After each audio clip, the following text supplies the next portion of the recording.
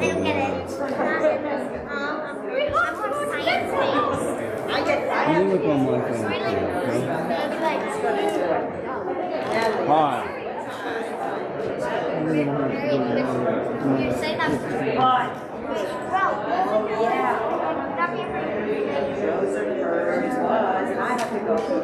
I got this backpack for my birthday. Yeah, we'll get you started.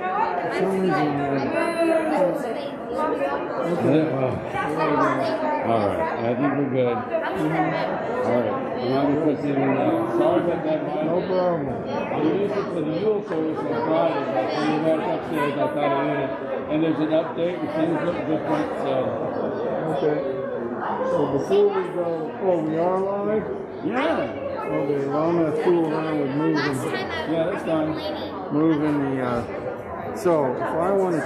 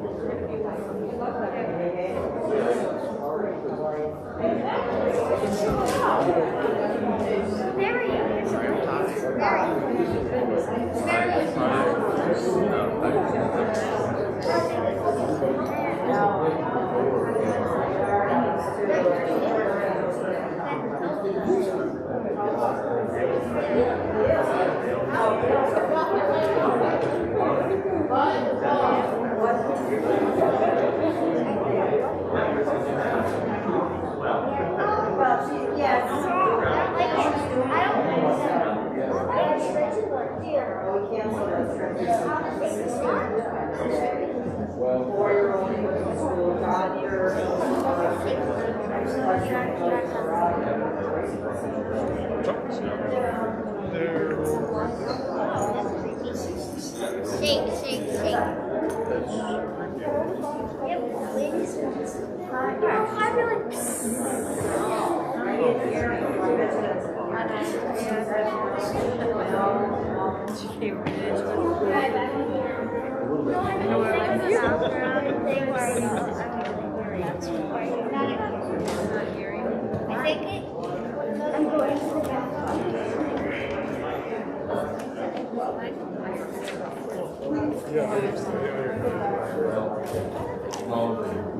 I can't practice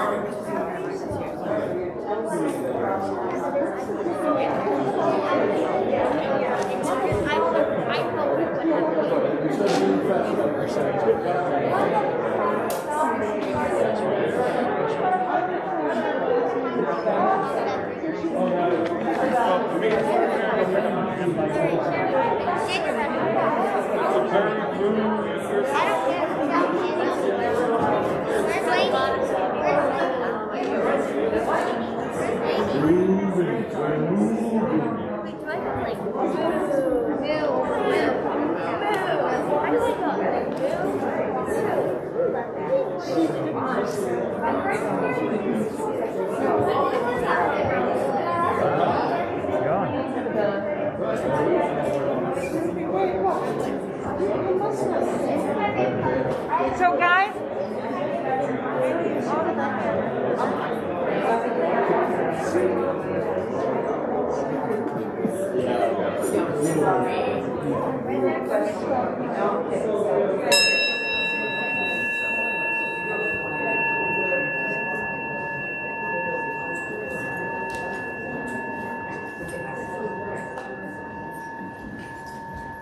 good morning, everyone.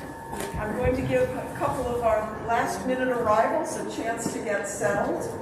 For those of you who don't know me, and hopefully that's fewer and fewer every time I'm up here, my name is Sara, Hoke, and I am pleased to serve as one of your deacons. Not deacons, what am I talking about? I haven't had enough coffee yet this morning, that's the whole issue. I'm on the standing committee. Okay, I know what I'm doing. All right. I also want to take this moment not only to welcome those of you who are in the church, but also those of you who are with us at home. And right now, I'm going to flash up our menti.com sign. This allows you to sign in, put in this number, and you'll be up on our screen and participating fully in our hybrid service. That number is 6772-2124. Okay, and welcome again to our remote participants. All right, for those of you who don't know or didn't notice, our status is yellow this morning, which is why you're all here. I do have a couple of announcements this morning. First of all, you may have noticed in this week's Community Matters, the deadline for submissions to Community Matters will change on January 1st, and that's going to be Wednesdays at 10 a.m.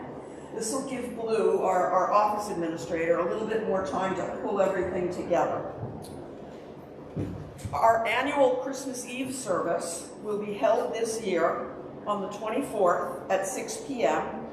and see Community Matters for all of the details. You have one last opportunity today. After church, the Women's Alliance Holiday Bazaar will be in our vestry, 5 at a time for entry, masked, and buy up a storm. They've got good stuff. Our annual potpourri service will be on the 26th, and that will be led by the deacons, which again, I remind you, I am not one. Yeah. Take it easy, people, take it easy. Okay. 2 last reminders. One from our assistant treasurer regarding the fiscal year 2022 pledges. As of now, we're at 56.3% of our pledges received, and she'd like to remind you to get them in, particularly as the end of the year is coming up, if you have a tax deduction need. Hospitality has also requested that I mention we continue to need 2 ushers for each of our in-person Sunday services, along with flowers down there somewhere. And I'd like to thank Jennifer and Pedro for being our ushers this morning. And with that, I'm turning it over to Reverend Lara before I make any more mistakes.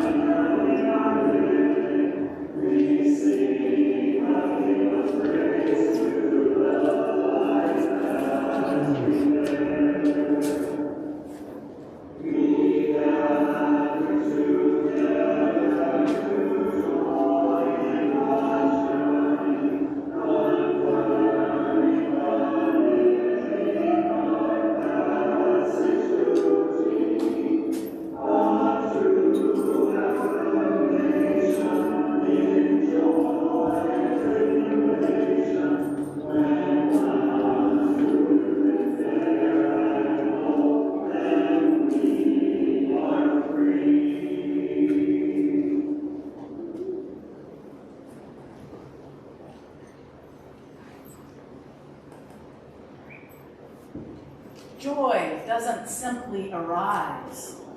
It flies. It flings. No, it is flung. It is passed. It is spread between you and me, between the one who just received a gift and the one that has been looking for it a long time. It's a beautiful and elegant contagion over which we have more control than we think. If only we share it. If only we notice that joy is not ours to keep, but ours to pass on. So let's light up the world, friends. Joy blesses us with its exuberance, so we can make that blessing grow. The words of Scott Tayler. Let us worship. I'd like to invite Natalie to light our chalice this morning. There she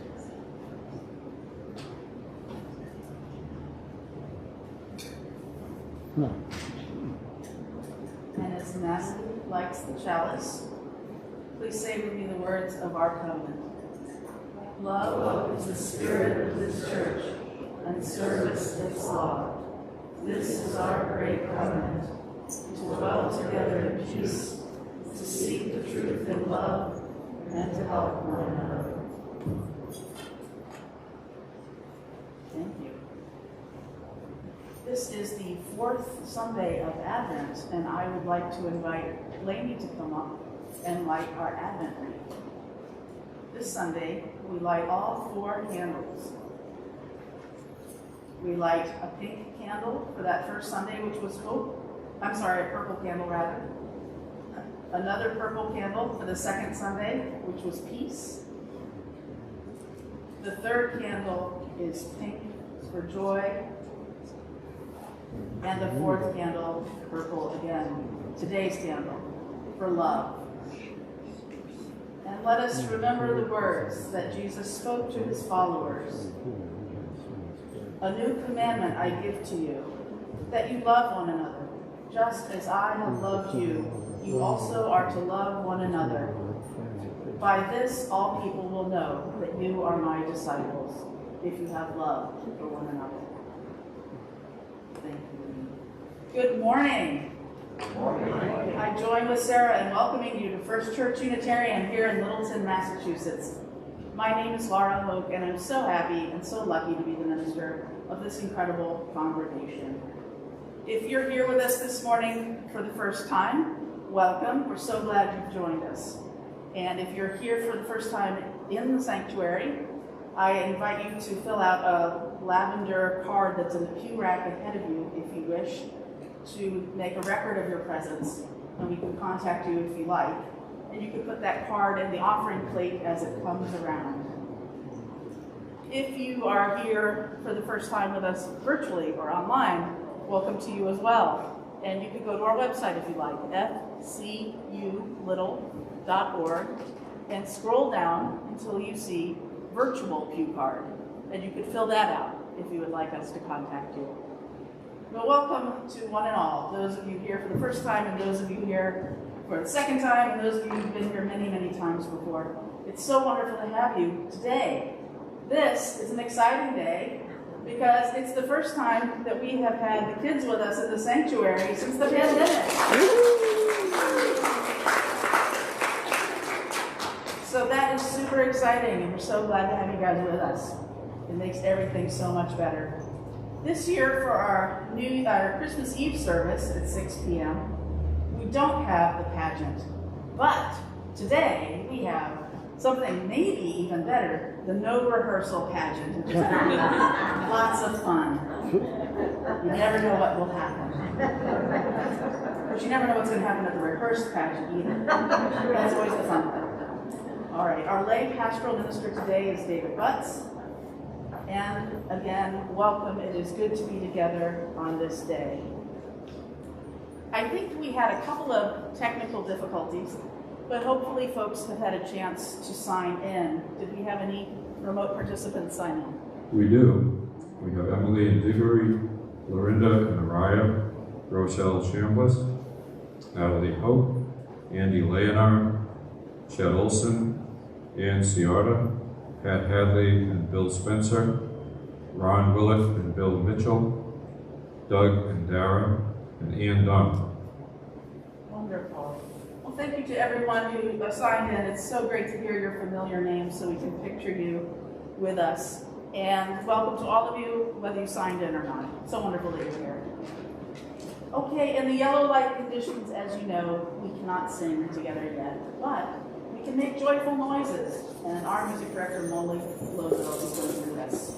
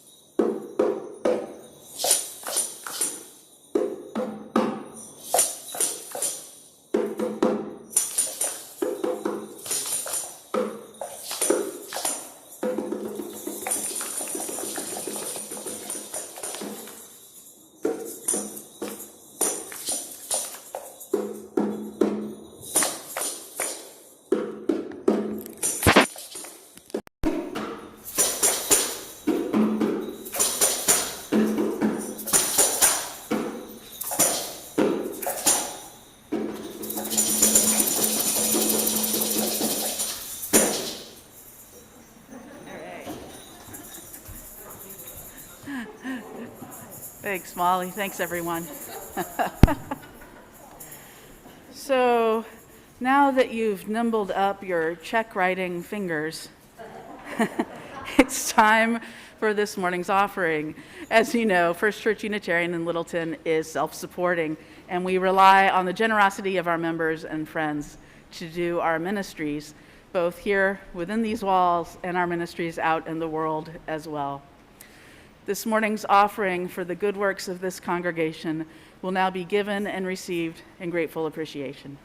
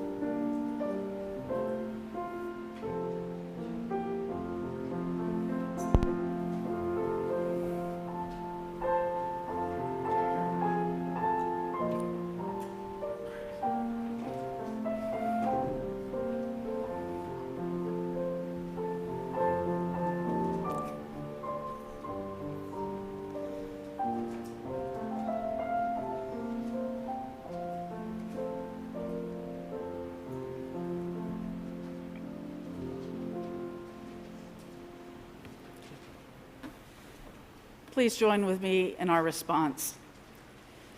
We are grateful for the opportunity to give and serve, and grateful for the gifts we have received. May this affirm the ministries of our church community, both within and beyond these walls. Most weeks, this congregation shares a sacred time to feel again our connections to one another and that to which us is holy. It's in this spirit that we share in our candles of caring. If you have a very important joy or concern that you would like to share with this gathered beloved community this morning, I invite you to do so. If you are online, I invite you to go to Menti and put in this number again, 6772-2124, to write your joy or concern. If you are here in the sanctuary, I invite you to raise your hand high enough that we can see it, and we'll come around to you with the microphone. Are there any joys or concerns to share this morning?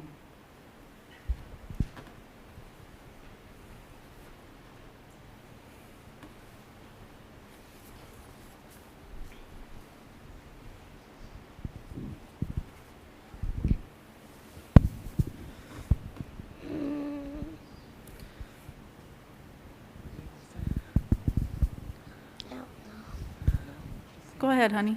Merry Christmas. Yes. Merry Christmas, Natalie.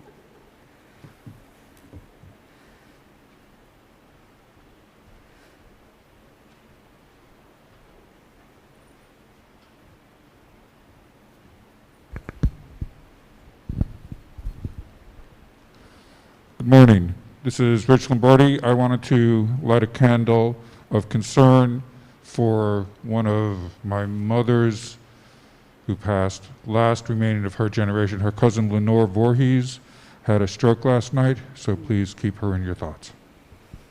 Sorry, Rich.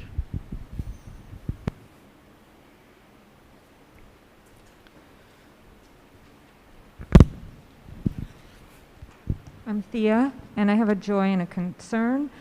My joy concern mix is my daughter has finally left a very abusive working relationship with her boss. She finally left, so it's a joy, but it's a concern because she doesn't have a job. And my other joy is that we're going to do a no rehearsal pageant and keeping your fingers crossed. All of you.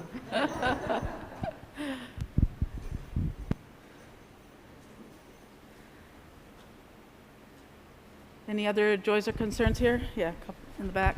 Oh, here as well. Sorry. Go ahead. Hi, I'm Emily Welch. This is a joy for our daughter Dale, who many of you know, who grew up in this church and has been in the Boston, Massachusetts area for the past 4 months. Came to the festival and had a great time and saw a lot of you. She's just gotten her dream job, and we're so proud of her. She's made her way to being the summer camp director at Camp Jewel, which is a Y camp in Connecticut. She attended and was on staff for 14 years, and now she gets to be the director. So we're thrilled for her. And it is, she will tell you, this is my dream job, so we'll see how it goes. That's great.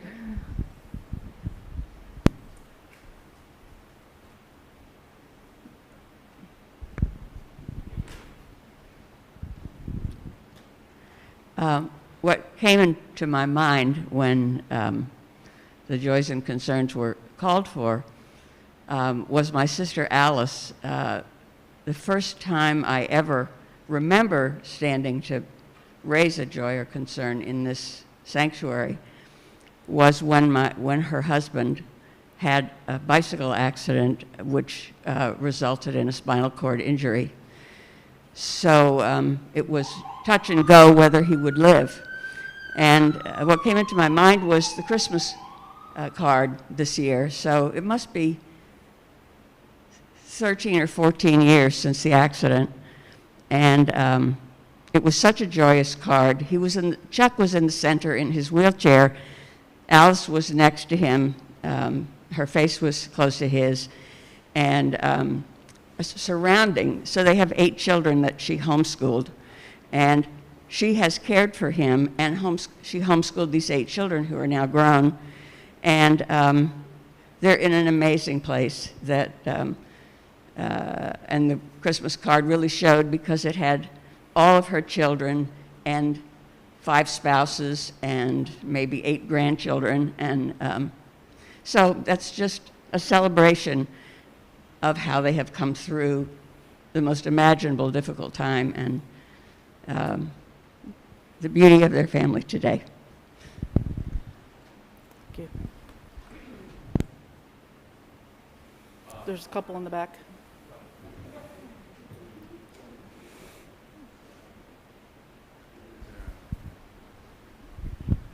It's perfectly imperfect. No need to apologize for an event that hasn't happened. The pageant, as I recall, there was another birth that didn't quite go as planned.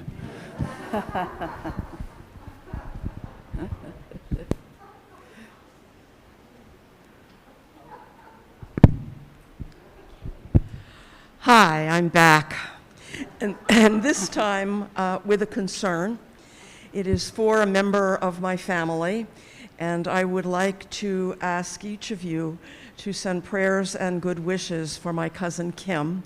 She has been struggling with Huntington's disease, and as many of you know, that is a fatal condition, but she is doing her best each and every day.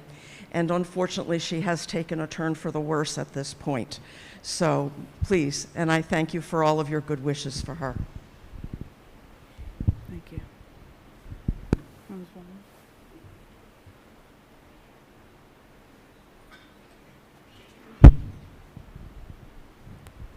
Hi, Dave, and I'm just sharing a joy. I'm going to embarrass my daughter, Julia, who turned 9 yesterday. Yay! All right. I don't see any others in the sanctuary, so let's see if anyone left us joys or concerns from our virtual viewers.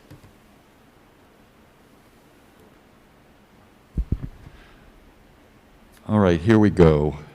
Hugh Vartanian, we put my mom to rest yesterday in New Jersey following a second round of visiting hours. I wanted to thank those who attended Rhode Island last weekend and for the many cards of sympathy and support. It all has helped carry me through this difficult time. And Bev Sia writes, in 2 days, I will turn 75, a milestone that has come on so quickly. My birthday has always been lost within the holiday season, so this year I wanted to toot my own horn. Okay. From Jen and Wayne, please send healing wishes to our nephew, Kason, who just tested positive for COVID. Candle of concern for my dear friend Jamie, who is hurting this holiday season. She is missing her 16-year-old daughter, who passed away in a terrible accident on March 17th of 2020. Please pray peace finds her heart once again. And that's from Kate Hutchins. Dara, Ellie, and I will be with my brother's family on Christmas Eve. If the Artemis Singers have been good, they can expect a visit from traveling sound engineer after service because he can drive now. Tom Bentley writes, celebrating my dad's 89th birthday with my sister from Canada and my daughter and her fiance today. And I believe that's all. Great. And I'd like to ask Roger to light one last candle and let that represent all the joys and concerns that are with us today, but that remain unspoken. Thank you. Please join with me in the spirit of meditation or prayer. Once again, we have come together in love and trust, sharing those cares dearest to us with this gathered, beloved community. This morning, let us hold in our thoughts and perhaps our prayers those joys and concerns that were spoken, as well as those joys and concerns that remain unspoken, as we share together in a time of sacred silence.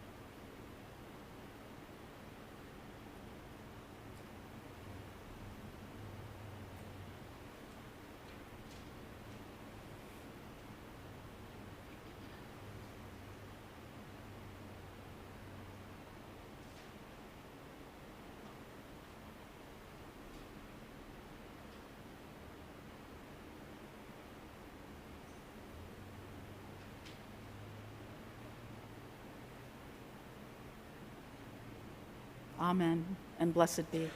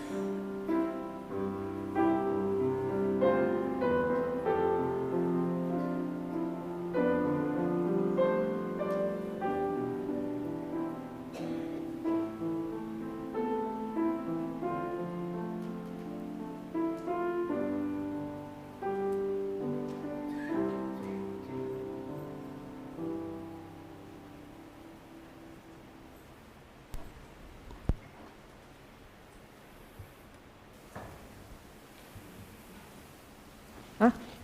Okay. I'm dropping things. So, hi. Welcome, thanks for coming. Can you hear me? Don't get too close to the candles. My hair will go up. So we're doing something very different for you guys this year, but hopefully it'll be fun. And we're going to have, it won't go very quickly because we are going to have to call people up and put people back. So I need to borrow the 2 mics. And I need Lainey and Fergus to come up.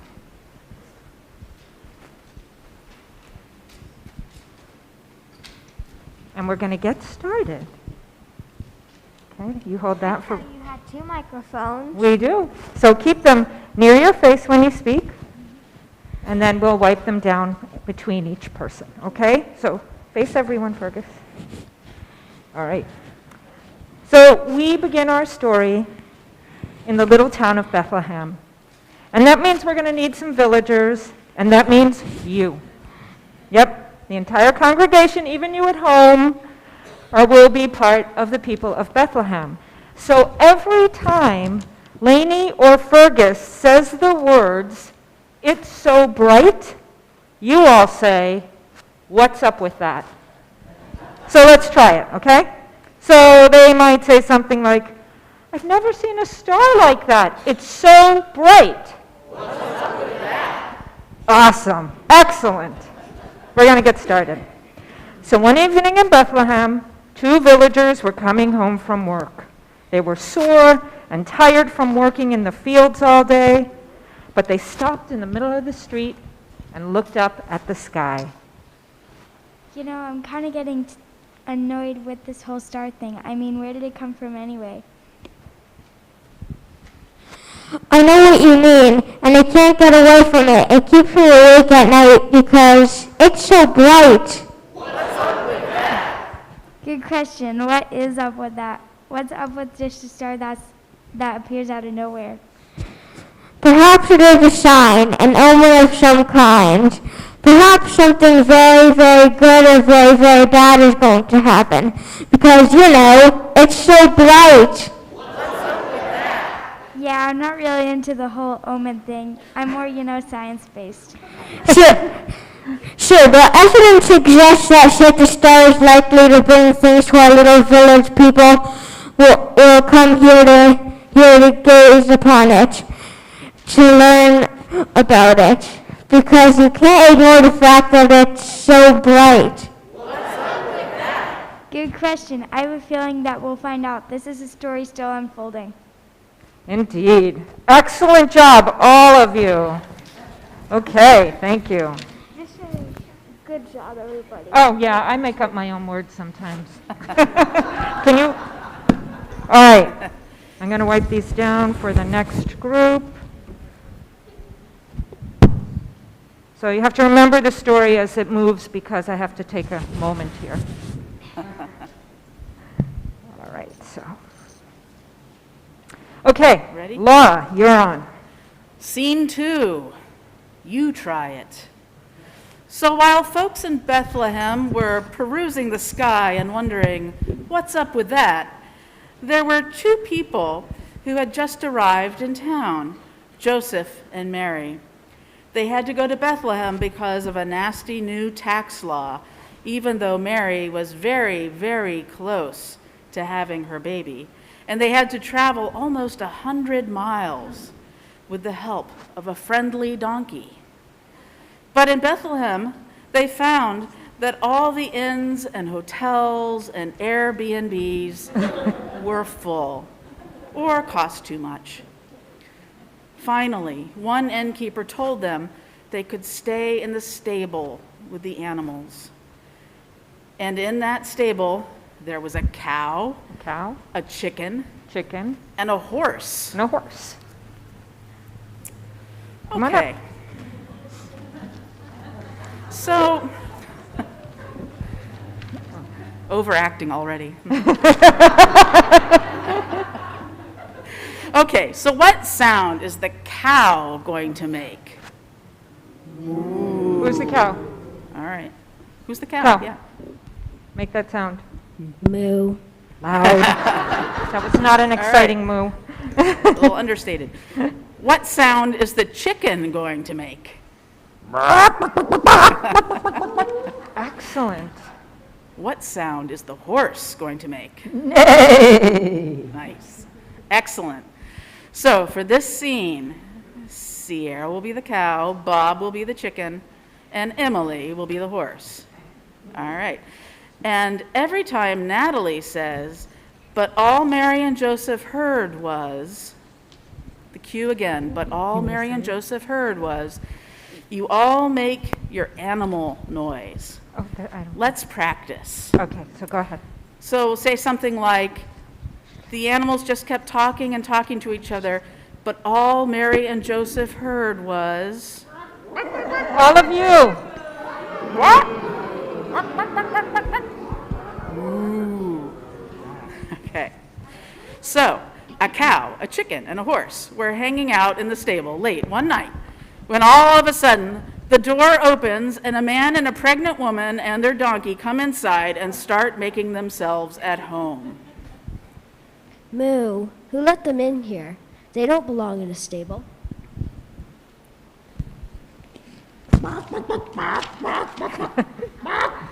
Yeah, they should be in the inn with the other human types. Hey, I mean, what were they thinking? But all Mary and Joseph heard was...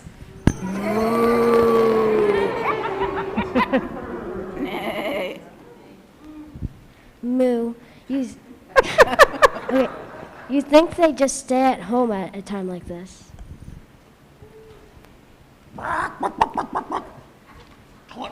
Yeah, or plan ahead a little so they had a place waiting for them. Nay, or maybe saved up some money ahead of time, too. But all Mary and Joseph heard was...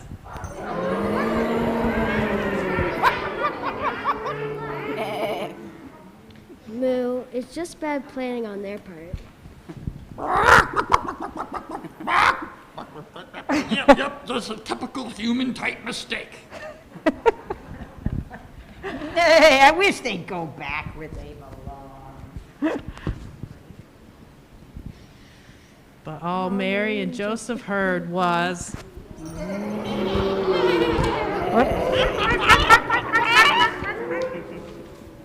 Oh, what's next? Where am I? Finally, the tired old donkey lifted his head. He looked at the cow, the chicken, and the horse, and he said, "Yeah, why don't you try it? You try riding 90 miles in the back of an old sway-back donkey like me when you're so pregnant you can't even see your feet. You try being an expectant dad, worried about the woman you love and the child she carries. You try being me, watching every step I take, so I don't jostle this woman who's just trying to get here safely. You try it. And the cow, the chicken, and the horse felt very, very bad. And they cried out.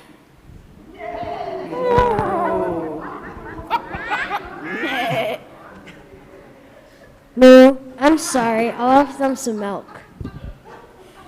I'm sorry, I'll lay them an egg. Hey, I'm sorry. I'll take them wherever they need to go. But all Mary and Joseph heard was,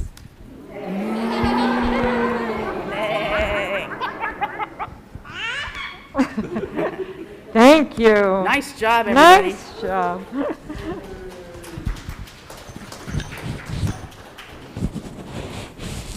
So for this next scene, we need folks to play a very important role. In fact, everyone in this whole congregation is going to be the baby Jesus. Now, the first sound most babies make when they're born is they cry, make a loud sound, they cry. But not this baby. Nope. This baby looks around and he sees his mom and his dad for the first time. Then he looks over their head and he sees a cow with big brown eyes and a horse with a really long nose.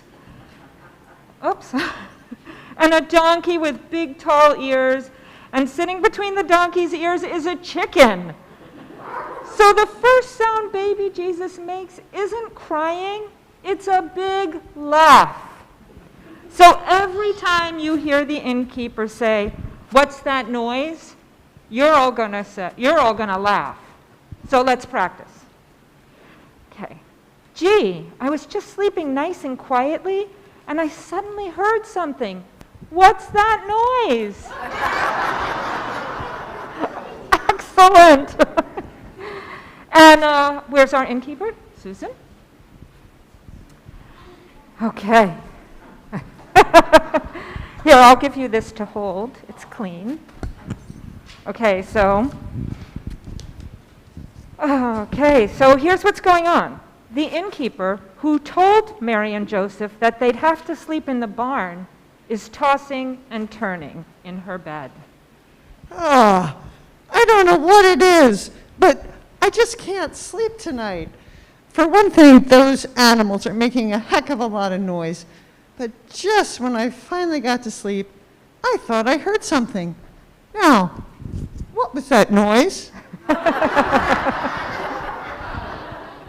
There it is again. So the innkeeper woke up her partner, who could sleep through just about anything, and asked, "Did you hear something?" "I'm sure I heard something. What was that noise?" But the innkeeper's partner just rolled over and went back to sleep. Typical. So the innkeeper went outside to see what she could find. But the streets were empty and silent. And still, she knew something was out there. And she wondered aloud, What was that noise? There it is again. It sounds like it's coming from the stables. I'll go check it out. So the innkeeper went across the courtyard and through the stable door, and there were Mary and Joseph, who'd been kicked out of the inn in the afternoon. And the innkeeper said to them, "I'm sorry I made you sleep in the stable, and I'm sorry I'm barging in on you, but I just have to know, what was that noise?" "Oh my gosh, it's your baby?" And the innkeeper realized that it was the newborn baby who had been laughing all along. And suddenly the innkeeper was full of love for this vulnerable little child, and full of hope too. And the innkeeper said to Joseph and Mary, "I'm going to go and tell everyone that you have the most wonderful baby with the most wonderful laugh there ever was." And the innkeeper ran out to the streets of Bethlehem to share the good news with everyone. Yay, that was wonderful. Nice.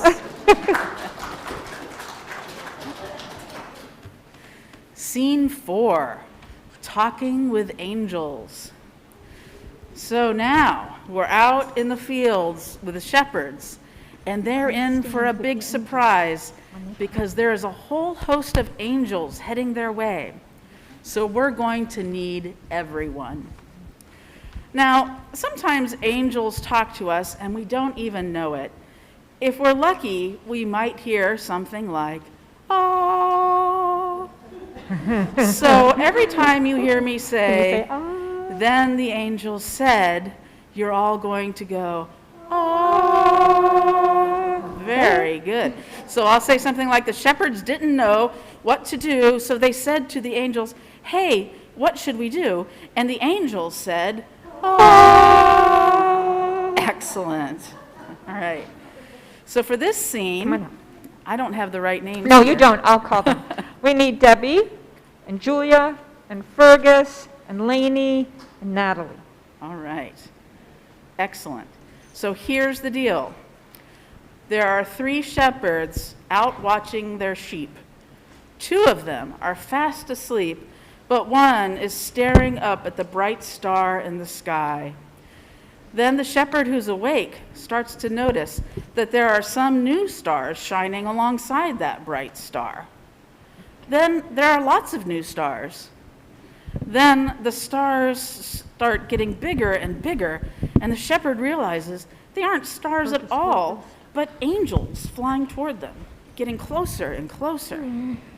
And one shepherd wakes up the other shepherds and points up to the sky, and all 3 of them fall to their knees as they look up at a whole host of angels hovering in the air.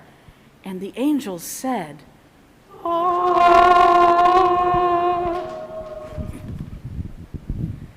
What'd they say?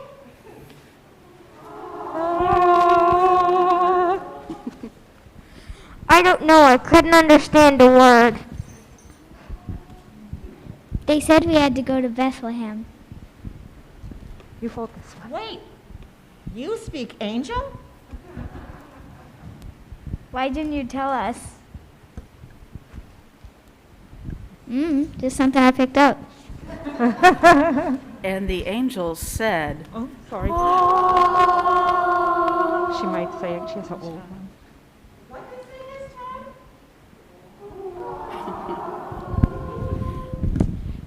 Yeah, come on. What's the deal?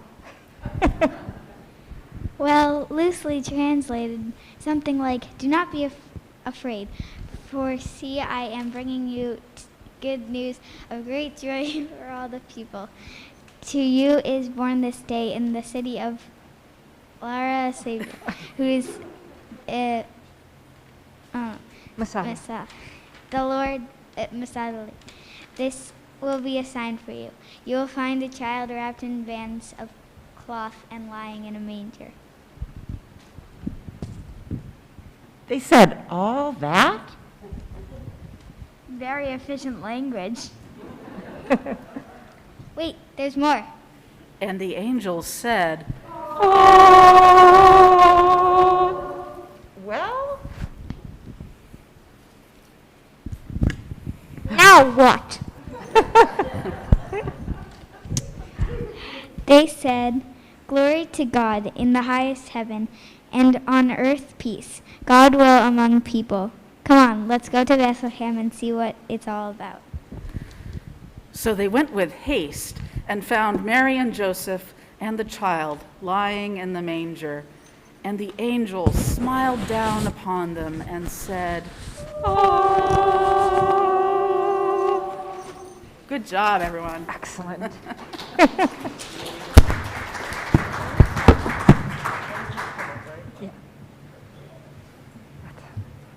I don't think is there any more?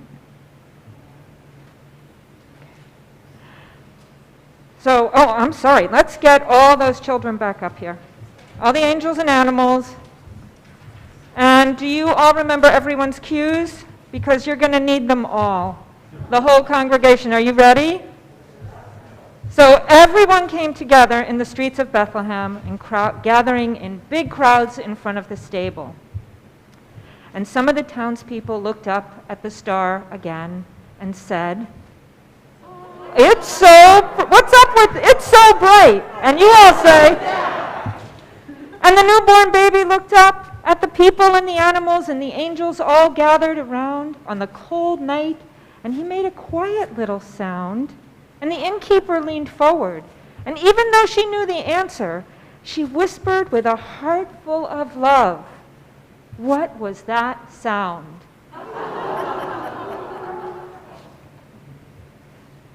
Amen. What a happy ending. We're going to be listening to Joy to the World. Thank you, guys. Thank you. Thank you to our wonderful pageant players. That was awesome, guys. Thank you so much. And I want to say that that pageant was composed by Norman Allen. Thank you.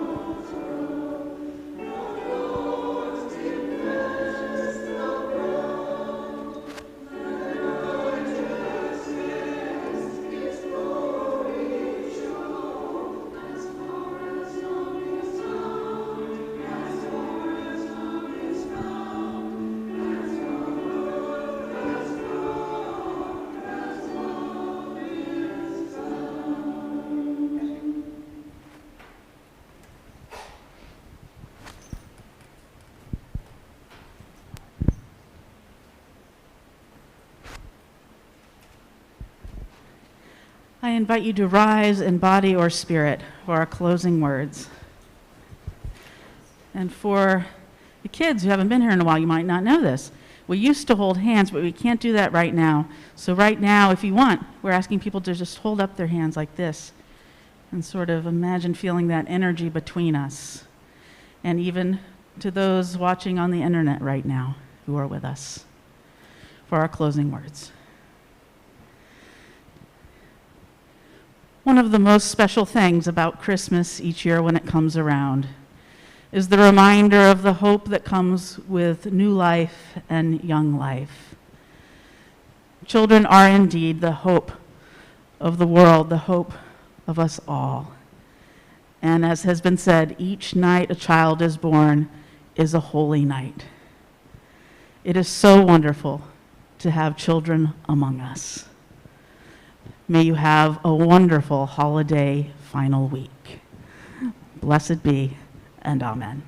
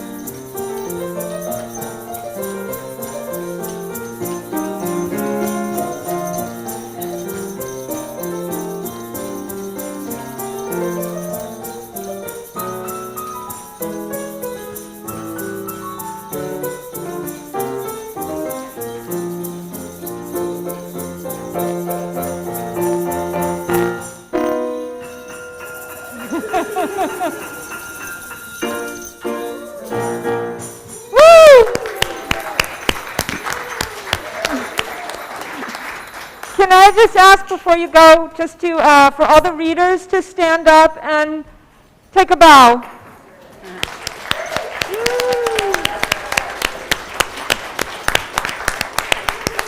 Thank you. Great job, guys, and thank you, Thea. And I'll see you all, I hope, Christmas Eve at 6, and some of you on Zoom at noon later.